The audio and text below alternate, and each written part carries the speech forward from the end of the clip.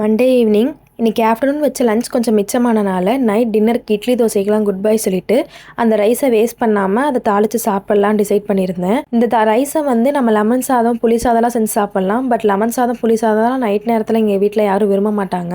So லைட்டாக தாளித்து வச்சாலே அதை சாப்பிட்டுப்பாங்க. ஆக்சுவலாக இந்த தாளிக்கிற சாதம் வந்துட்டு நாங்கள் சின்ன பிள்ளையாக இருக்கிறப்ப எங்களுக்கு நைட்டில் டின்னர்லாம் பெருசாக செய்ய தெரியாது. ஏன்னா எங்கள் வீட்டில் 2 பேருமே ஒர்க்குக்கு போயிட்டு வரவங்க தான்.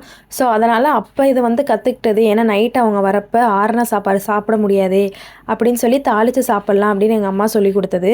இப்போ இதுவே ஒரு மெயின் டிஷ்ஷாக ஆயிடுச்சு. அந்தளவுக்கு எல்லோரும் சாப்பிட்டு பழகிட்டாங்க. நெக்ஸ்ட்டு இருக்கிற வெசில்ஸ் எல்லாம் வாஷ் பண்ணிட்டு கிச்சன்லாம் க்ளீன் பண்ணி வச்சாச்சு. பாத்திரம் விளக்குனா தான் அது கிச்சன் மாதிரி இருக்குது, இல்லாட்டினா அதுவே பெரிய பேர்டனாக இருக்குது. இதெல்லாம் செஞ்சு முடிக்கிறதுக்குள்ளாரையே அம்மாவும் அப்பாவும் நைட் வீட்டுக்கு வந்துட்டாங்க. அம்மா வரப்போ முட்டை வாங்கிட்டு வந்தாங்க. ஸோ அப்பாவுக்கு மட்டும் ஹாஃப் பாயில் போட்டாச்சு. அம்மா காலையில் தோசைக்கு ஒரு சட்னி அரைச்சி வச்சுருந்தாங்க. ஸோ அதை வச்சு அம்மா சாப்பிட்டுப்பாங்க. அதோட டின்னர் முடிச்சிட்டோம்.